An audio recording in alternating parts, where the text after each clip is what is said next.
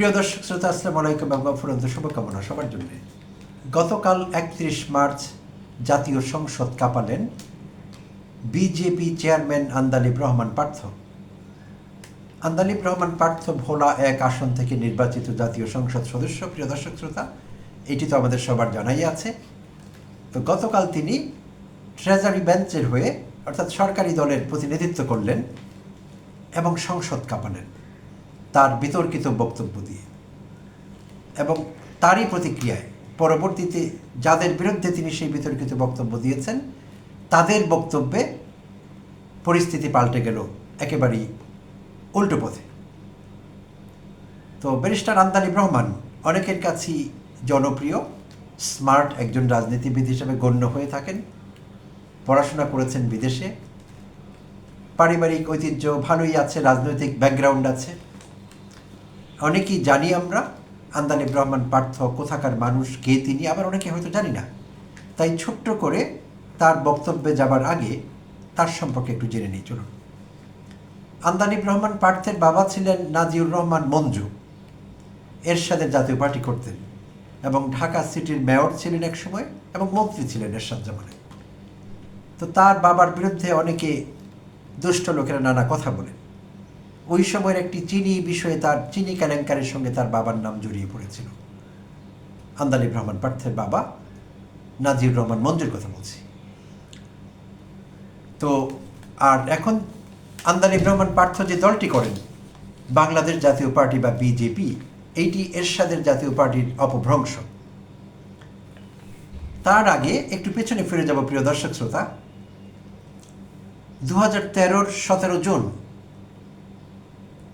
bdnews24.com একটি সংবাদ ছাপেন। সেই সময় এই সংবাদটি সব দৈনিকে এসেছিল। 2013 17 জুন সেই দৈনিকের একটি রিপোর্ট থেকে আমি অল্প করে একটু পাঠ করছি। সেই সময়ের সংসদে 2013-তে 8 থেকে 13 যেই সংসদটি ছিল, সেই আওয়ামী লীগ আমলের সংসদের কথা বলছি। সেই সংসদে আন্দালিব রহমান পার্থ কিন্তু এমপি ছিলেন। তো এটি তার দ্বিতীয় টার্ম, এখন যে এমপি হলেন ত্রয়োদশ জাতীয় সংসদ নির্বাচনে। তো তখন তিনি আওয়ামী লীগের এমপি এবং মন্ত্রীদের সমালোচনা করছিলেন আন্দালিব রহমান পার্থ। তখনকার মুজিব কোট শামসুল হক চৌধুরী আওয়ামী এমপি, তিনি দাঁড়িয়ে আন্দালিব রহমান পার্থকে কাউন্টার করছিলেন। আর কাউন্টার করতে গিয়ে তিনি কিছু কথা বলেন পার্থ সম্পর্কে। সেই কথাগুলো আমি bdnews24.com থেকে 17 জুন 2013 সংস্করণ বা কপি থেকে হুবহু বলছি আপনাদের। শামসুল হক এমপি পার্থকে সংসদে দাঁড়িয়ে প্রশ্ন করেন, তোমার বাবার পরিচয় কি? তোমার মার কাছে গিয়ে জিজ্ঞেস করো। তোমার বাবার আয় ইনকাম কি ছিল? লাখ টাকার স্যুট পরো। কার টাকায় তুমি ব্যারিস্টারি পড়েছ? সুপ্রিয় দর্শক শ্রোতা, খুব কাটা প্রশ্ন এবং আপত্তি করো কিছুটা। তো সেদিন আন্দালিব রহমান পার্থ এই প্রশ্নগুলোর ঠিকঠাক জবাব দিতে পেরেছিলেন কিনা আমি ঠিক জানি না। যদি কারো জানা থাকে কমেন্ট বক্সে জানাবেন দয়া করে। যাই হোক, এইবার চলে যাব ব্যক্তি আন্দালিব রহমান পার্থের কাছে। তিনি গতকাল কি বললেন সেই বিষয়ে। তো এইটি জরুরি না কারো বাবার অতীত যদি বিতর্কিত হয় বা পূর্বপুরুষ কোনো কারণে বিতর্কিত থাকেন, উত্তর পুরুষ সেই বিতর্ক বয়ে বেড়াবে, বা উত্তর পুরুষের লোকেরা ভালোও হতে পারেন, স্বচ্ছ ইমেজের অধিকারী হতে পারেন, তাদের এটি বহন করতেই হবে এরকম না। আচ্ছা, তো গতকাল আন্দালিব রহমান পার্থ, যিনি এই মুহূর্তে প্রধানমন্ত্রী জনাব তারেক রহমানের ন্যাক নজরে আছেন, আর চিরস্থায়ীভাবে ন্যাক নজরে থাকবার জন্যেই বোধহয় লোকেরা এরকমই বলছে, গতকাল যেই বক্তব্য তিনি রেখেছেন এনসিপি এবং জামায়াতকে টার্গেট করে আক্রমণাত্মক, যেই বক্তব্য স্ববিরোধিতায় ভরপুর। আর আরেকটি কথা প্রসঙ্গক্রমে বলে নেওয়া ভালো, আন্দালিব রহমান পার্থের নামের আগে ব্যারিস্টার শব্দটি জুড়ে দেওয়া হয়, কারণ তিনি ব্যারিস্টারি পাশ করেছেন বিলেত থেকে। চমৎকার জায়গায় পড়াশোনা করেছেন। ঢাকা গভর্নমেন্ট ল্যাবরেটরি স্কুলের ছাত্র, পরবর্তীতে যুক্তরাজ্যের Saint Joseph higher secondary school থেকে পড়েছেন, ইউনিভার্সিটি অফ লন্ডনে পড়েছেন এবং লিঙ্কনস ইন থেকে ব্যারিস্টারি ডিগ্রি নিয়েছেন। So by definition he is highly educated. এবং ঢাকায় একটি ল কলেজ চালান, যেটি তিনি প্রিন্সিপাল। তো গতকালকের বক্তব্যে এবং এমন যোগ্যতা সম্পন্ন মানুষের কাছে আমরা কিছু শিখতে চাই, এদেশের মানুষ কিছু শিখতে চান, কিন্তু তার গতকালের বক্তব্যে অনেকের কাছে আমি এখন যা বলতে যাচ্ছি এটি অপ্রাসঙ্গিক মনে হতে পারে, কিন্তু আমাকে বলতে হবে, তো অন্য কারণে বলতেই হবে সেটি। তো এই উচ্চশিক্ষিত মানুষটি বাই ডেফিনিশন উচ্চশিক্ষিত এবং স্টেলার ইমেজ নিয়ে চলেন, এই মানুষটির কাছে আমরা কিছু শিখতে চাই, কিন্তু ভুলভাল বাংলা এবং ইংরেজিতে তিনি গতকাল বক্তব্য রেখেছেন, আমি খুব কষ্ট পেয়েছি। তাহলে আমরা কার কাছে শিখব? তিনি বাংলা শব্দটি ঠিকভাবে ব্যবহার করেননি, এই শব্দটি আজকাল অনেকেই ভুল ব্যবহার করছে, অনেকের মধ্যে আন্দালিব রহমানের মধ্যে পার্থের মধ্যে পার্থক্য হতে হবে। আচ্ছা, তিনি বলছিলেন প্রিমিয়ার স্বৈরাচার হয়ে যেতে পারে, প্রধানমন্ত্রীকে মেন করছিলেন, প্রিমিয়ার মানে প্রধানমন্ত্রী, প্রাইম মিনিস্টার স্বৈরাচার হয়ে যেতে পারেন, এটি ভুল বাংলা শব্দ ব্যবহার করেছেন তিনি। প্রিমিয়ার কখনো স্বৈরাচার হতে পারবেন না, স্বৈরাচার একটি সিস্টেম, যেটিকে আমরা ইংরেজিতে বলি ডিক্টেটরশিপ কিংবা অটোক্রেসি। প্রিমিয়ার স্বৈরাচারই হয়ে যেতে পারেন কোনো সংবিধানের আওতায়, ত্রুটিপূর্ণ কোনো সংবিধানের আওতায়। তো শব্দটি ভুল ব্যবহার করেছেন, ভুল বাংলা শব্দ, শব্দটি হতো স্বৈরাচারী, তিনি বলেছেন স্বৈরাচার। ছেড়ে দিলাম, তার বাংলা দুর্বল হতে পারে, ইংরেজিতে হয়তো খুব ভালো। আচ্ছা, এবার ইংরেজিতে কোথায় কোথায় ভুল বলেছিলেন সেটি আমাকে একটু বলতে হচ্ছে প্রিয় দর্শক শ্রোতা। তিনি অন্তত 3 বার ব্যবহার করেছেন এনিওয়েজ একটি শব্দ, এনিওয়েজ মানে তিনি বোঝাতে চেয়েছেন এনিওয়ে, যাগ্গে, ছেড়ে দিন, সে যাই হোক। তো এনিওয়েজ কোনো শব্দ নেই, ডিকশনারিতে নেই শব্দটি। আমরা অনেককে বলতে শুনি যারা সাবস্ট্যান্ডার্ড ইংলিশ প্র্যাকটিস করেন, অর্থাৎ মানসম্মত ইংলিশ যাদের না, তারা এনিওয়েজ বলেন অনেক সময়। নাটকে, মুভিতে মডেলদের ব্যবহার করতে দেখি, মেয়ে মডেলদের বিশেষভাবে স্টাইল করে বলে কিনা আমি জানি না, বাট সেটি শুদ্ধ না ডিকশনারি অনুযায়ী। এনিওয়েজ কোনো শব্দ নেই, শব্দটি এনিওয়ে। আচ্ছা, তিনি তার প্রতিপক্ষের কোনো সংসদ সদস্য তার মনোযোগ হরণ করবার চেষ্টা করছিলেন, হয়তোবা কোনো কথা বলছিলেন, তার প্রসঙ্গে কোনো মন্তব্য করছিলেন, তিনি তাকে থামিয়ে দেবার জন্যে, আপনারা জানেন, দেখেছেন যারা, হস্তক্ষেপ করেছিলেন। তখন তিনি বললেন, you successfully distract my flow. Present indefinite tense ব্যবহার করেছেন তিনি, হয়নি, হয় প্রেজেন্ট পারফেক্ট টেন্স ব্যবহার করতে হতো, না হলে পাস্ট ইনডেফিনিট টেন্স ব্যবহার করতে হতো। প্রেজেন্ট ইনডেফিনিট টেন্স এখানে যায় না, ভুলভাবে ব্যবহার করেছেন। You successfully distract my flow, আমি যা বলছি তার বক্তব্য আপনারা টেনে টেনে দেখলে আমার কথার সত্যতা পাবেন। আমি ভুল বললে কমেন্টে আমাকে তুলোধুনো করবেন, রাজি আছি শাস্তি পেতে। আচ্ছা, তারপর তিনি এক জায়গায় বলেছেন ওয়ান অফ দ্য প্রভিজন, গণভোট অধ্যাদেশের বিষয়ে বোধহয় বলছিলেন যে এটি অন্তর্বর্তীকালীন সরকার গৃহীত প্রভিজনগুলোর একটি। ওয়ান অফ দ্য প্রভিজন, এটি ভুল ইংরেজি, ওয়ান অফ দ্য প্রভিজন হয় না, ওয়ান অফ দ্য ফ্রেজের পরের নাউন প্লুরাল হয় সবসময়, তো হতে হতো ওয়ান অফ দ্য প্রভিজনস, এখানে গ্রামারের ভুল ছিল। আচ্ছা, তো আর বাড়াবো না, যথেষ্ট হয়েছে আমি মনে করি। তা আমি এই সিলি বিষয়গুলোতে যেতাম না, ওই যে বললাম তিনি উচ্চশিক্ষিত, অনেকের কাছে তার স্টেলার ইমেজ আছে, তারকার মর্যাদা ভোগ করেন, এমন মানুষের কাছে আমরা শিখতে তো চাইব, বাট কথাবার্তা এতটা অসাবধানী হলে, এত সিলি ভুল করলে তার কাছে আমরা শিখবো কোত্থেকে, কীভাবে শিখবো? আমরা তো বঞ্চিত হবো, তাহলে কার কাছে শিখবো আমরা? University of London, Lincoln's Inn, Saint Joseph higher secondary school, government laboratory school, Dhaka, Bangladesh, এই প্রতিষ্ঠানের একজন ছাত্রের কাছে আমরা যদি না শিখতে পারি তাহলে আমরা তো দুঃখিত হব আসলে। যাই হোক, এবার মূল আলোচনায় আসি। তো তিনি আক্রমণাত্মক হয়ে উঠেছিলেন ভয়াবহভাবে, এবং সংসদ কেঁপে উঠেছিল। কেঁপেছে কেন, সে অন্য কারণ তার কথাগুলো বিএনপির পক্ষে গিয়েছে, তাই প্রধানমন্ত্রী থেকে শুরু করে ট্রেজারি বেঞ্চের সবাই মিলে টেবিল চাপড়াচ্ছিলেন খুব জোরে। সেই জন্যই বললাম সংসদ কেঁপে উঠেছিল, কারণ তার কথাবার্তা সব বিএনপির পক্ষে গিয়েছিল, আর তার বক্তব্য ছিল স্ববিরোধী। তিনি একজন ব্যারিস্টার, মানছি, আর যারা ঐকমত্য কমিশনে কাজ করছিলেন, সংস্কার কমিশনগুলোর সভাপতিত্ব করছিলেন, তারা কেউ মূর্খ ছিলেন না, তারাও কিন্তু বিশেষজ্ঞ, তাদেরও স্পেশালাইজেশন আছে বিভিন্ন ক্ষেত্রে, কারো কারো আছে সংবিধানের ক্ষেত্রে, কারো কারো নির্বাচনের ক্ষেত্রে, কারো কারো সংসদের ক্ষেত্রে, কারো কারো আইন শৃঙ্খলার ক্ষেত্রে, অনেকেই রাজনীতি বিজ্ঞানের ছাত্র, বিশেষজ্ঞ, বিভিন্ন বিদেশি ইউনিভার্সিটিতে তারা অধ্যাপনা করেন, রাজনীতি বিজ্ঞান পড়ান, সংবিধান পড়ান, সংসদ বিষয়ক লেকচার দেন। সো তাদেরকে একেবারে ফেলে দেওয়া যাবে না। সো সেই মানুষদের প্রণীত সব সিস্টেমকে আন্দালিব রহমান পার্থ ছুঁড়ে ফেলে দিচ্ছিলেন। তিনি প্রশ্ন করছিলেন, সংবিধান সংস্কার পরিষদ আপনারা কোথায় পেয়েছেন? তো পার্থের কাছে আমার বিনীত প্রশ্ন, জনাব পার্থ, কোথাও পেতে হয় না, প্রয়োজন হলে জনগণ উদ্ভাবন করতে পারেন যে কোনো কিছু। Necessity is the mother of invention. প্রয়োজন হলে সংবিধানে নেই এমন অনেক কিছু আমাদের বের করতে হয়, বের করা যায়।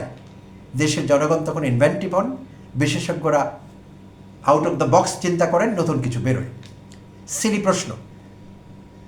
আচ্ছা, আরেকটি বিষয় হলো, এখন যেগুলো প্রতিষ্ঠিত আছে সংবিধানে সেগুলো কোথায় পেয়েছিল লোকেরা? প্রথমবার সেগুলো এস্টাবলিশড হতে হয়েছিল, পরের আওয়াজে পরিণত হয়েছে।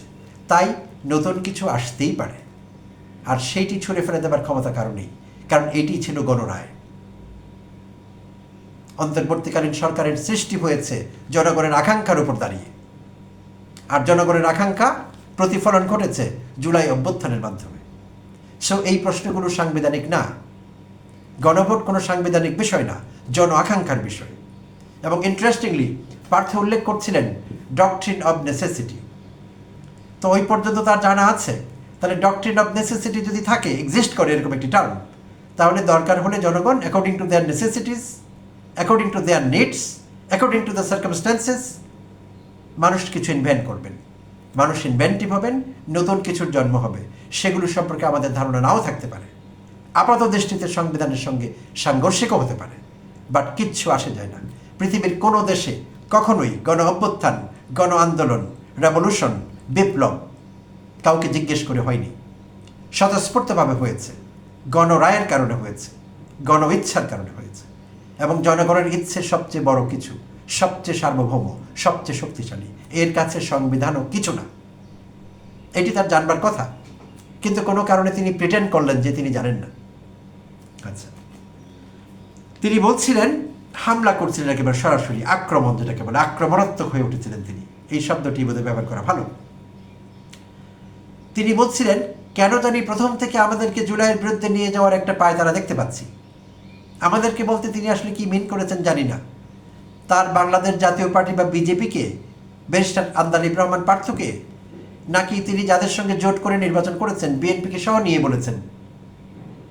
হয়তো সেরকমই হবে। আচ্ছা, তো তিনি বলছেন কেন জানি প্রথম থেকেই নেওয়া তো হয়েছেই, আমিও তো নিচ্ছি, প্রতিনিয়ত আমি বলছি বিএনপি জুলাই অভ্যুত্থানকে ধারণ করে না, জুলাই যুদ্ধকে ধারণ করে না।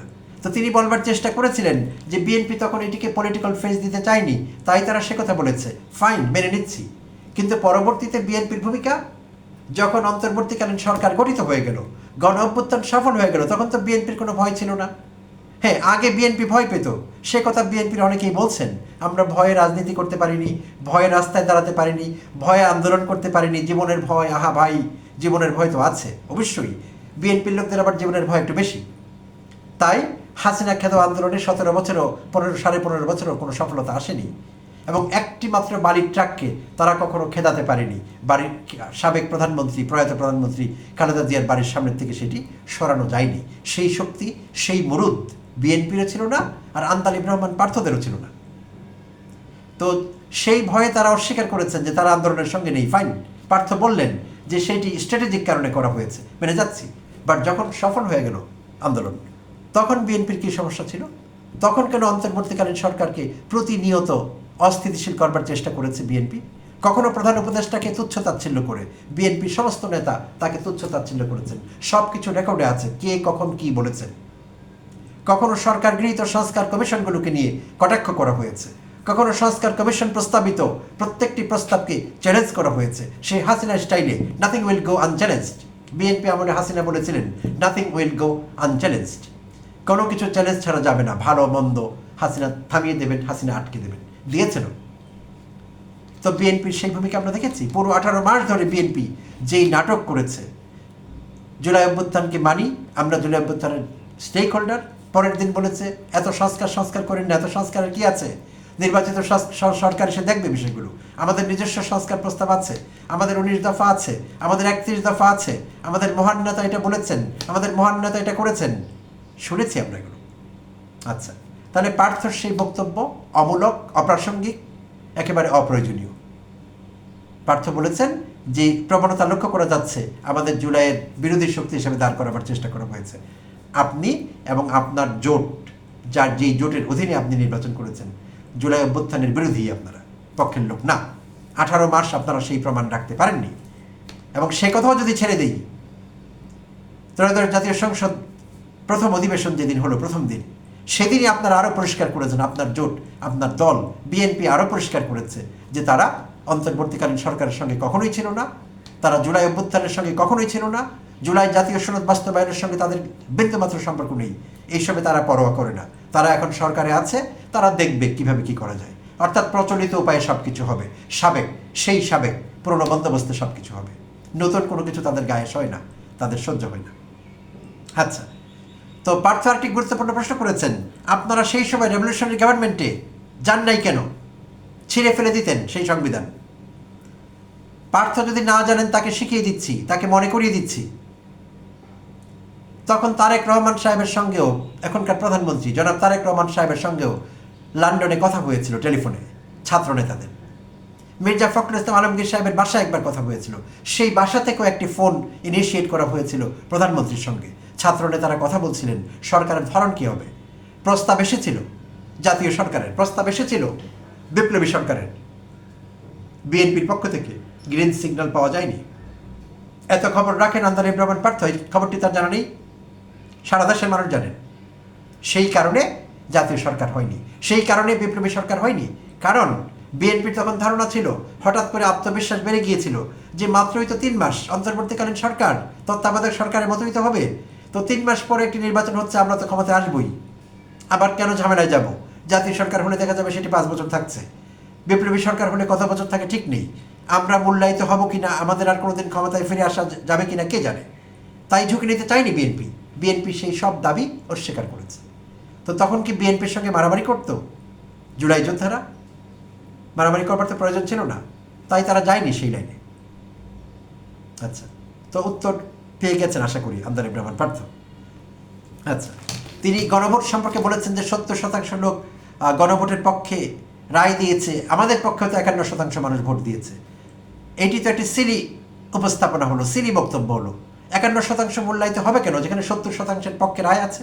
কোনো কারণ আছে কি? নেই।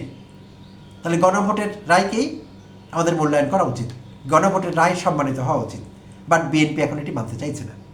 আচ্ছা, তিনি আরও জঘন্য কথা বলেছেন। তিনি বলেছেন,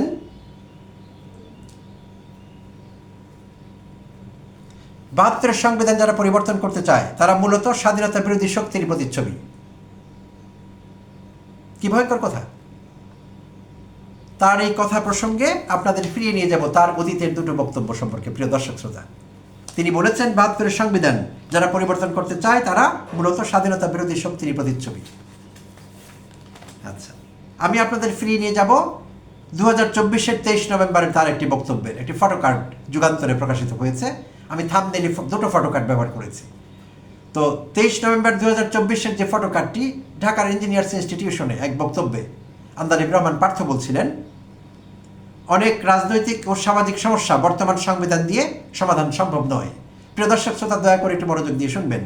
অনেক রাজনৈতিক ও সামাজিক সমস্যা বর্তমান সংবিধান দিয়ে সমাধান সম্ভব নয়। এই সংবিধান ফ্যাসিস্ট বানানোর কারখানায় পরিণত হয়েছে।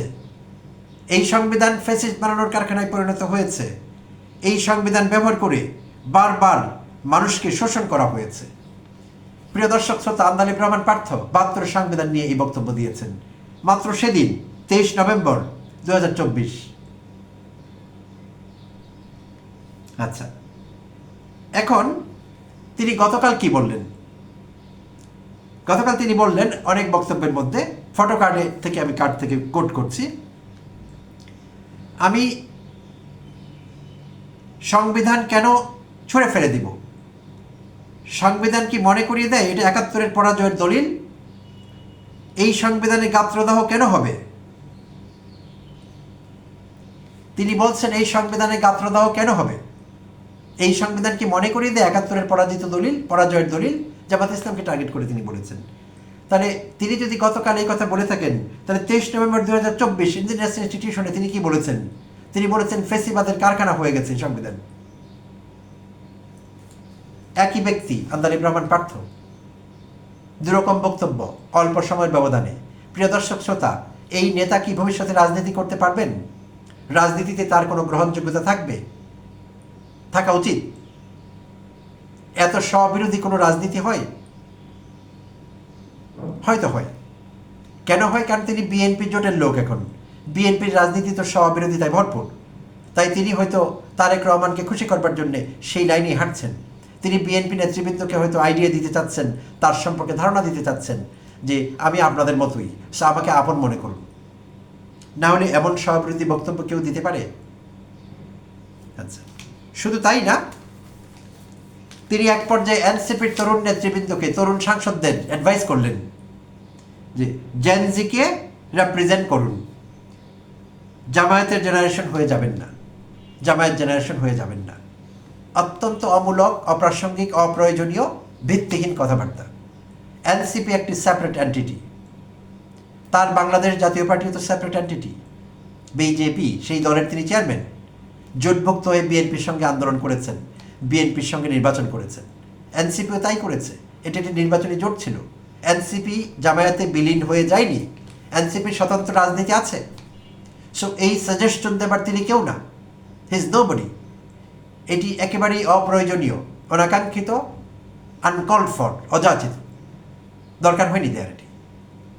আচ্ছা, তো এইসব কথাবার্তায় বিএনপি খুব উদ্বেলিত হয়েছিল। বিএনপির সংসদ সদস্যদের, প্রধানমন্ত্রী তারেক রহমান সাহেব থেকে শুরু করে সবাইকে খুব এলিভেটেড মনে হয়েছিল। কিন্তু পরক্ষণেই তাদের মন খারাপ হয়েছে, কারণ এনসিপির তরুণ সাংসদ হাসনাত আবদুল্লাহ, কুমিল্লা 4-এর সংসদ সদস্য, তিনি লাকসই জবাব দিয়ে দিয়েছেন। তিনি মনে করিয়ে দিয়েছেন বিএনপি নেতৃবৃন্দকে, বিএনপির সাংসদদের, প্রধানমন্ত্রী তারেক রহমানকে, যে জীবদ্দশায় সাবেক প্রধানমন্ত্রী প্রয়াত বেগম খালেদা জিয়া একাধিকবার এই কথা উচ্চারণ করেছিলেন যে জনগণের সরকার যখন আবার কায়েম হবে, আবার যখন জনগণের সংসদ কায়েম হবে, তখন 72-এর সংবিধানকে ছুঁড়ে ফেলে দেওয়া হবে। একাধিকবার বেগম খালেদা জিয়া এই কথা বলেছেন, রেকর্ড আছে, অডিও ভিডিও সব রকমের রেকর্ড আছে। তো তখন সম্ভবত লজ্জা পেয়েছিলেন প্রধানমন্ত্রী তারেক রহমান এবং বিএনপির সাংসদরা। খুব লাকসাই জবাব হয়েছিল। তাদেরকে পরিষ্কার করতে হবে, পরিষ্কার করতে হবে তারা কি বেগম খালেদা জিয়ার রাজনীতি ছুঁড়ে ফেলে দিতে চান? বেগম খালেদা জিয়া কি দেশ বিরোধী ছিলেন? এই কথা কি তারা মানছেন? বিএনপির লোকেরা না মানেন, তাহলে আন্দালিব রহমান পার্থের বক্তব্যে তারা যখন হাততালি দিলেন, সেটি কি তাই মেন করেনি? এই স্ববিরোধিতা থেকে বিএনপিকে বেরিয়ে আসতে হবে। আর শুধু তাই না, হাসনাত আবদুল্লাহ কাউন্টার করেননি, কাউন্টার করেছেন আখতার হোসেন। আখতার হোসেনও কিছু গুরুত্বপূর্ণ কথা বলেছেন। আখতার হোসেন বিশেষভাবে স্বরাষ্ট্রমন্ত্রী এবং সাংসদ জনাব সালাউদ্দিন আহমেদকে মনে করিয়ে দিয়েছেন যে সালাউদ্দিন আহমেদ অন্তর্বর্তীকালীন সরকারের সংস্কার কমিশনগুলো এবং সংস্কার কমিশনগুলোর সমন্বয়ক বডি জাতীয় ঐকমত্য কমিশনে ওতপ্রোতভাবে জড়িত ছিলেন। সবগুলো বিষয়ে তিনি অ্যাডভাইস করেছেন, তার ডিরেক্ট ইনভলভমেন্ট ছিল, সব কিছুতে তিনি জড়িত ছিলেন। সো তিনি ইদানিং সংসদে যে বক্তব্য দিচ্ছেন, সেইটি জাতির সঙ্গে মুনাফেকি। তার আগের বক্তব্য, আগের মত প্রকাশ, আগের কোঅপারেশন, সেই কোনো কিছুর সঙ্গে যায় না। এটি আখতার হোসেন, এনসিপি দলীয় আরেক সাংসদ, মনে করিয়ে দিয়েছেন। শুধু তাই না, জামাত ইসলামের জ্যেষ্ঠ আইনজীবী ব্যারিস্টার নাজিবুর রহমান মোমেন, তিনি সংবিধানের একটি অনুচ্ছেদ উল্লেখ করেছেন।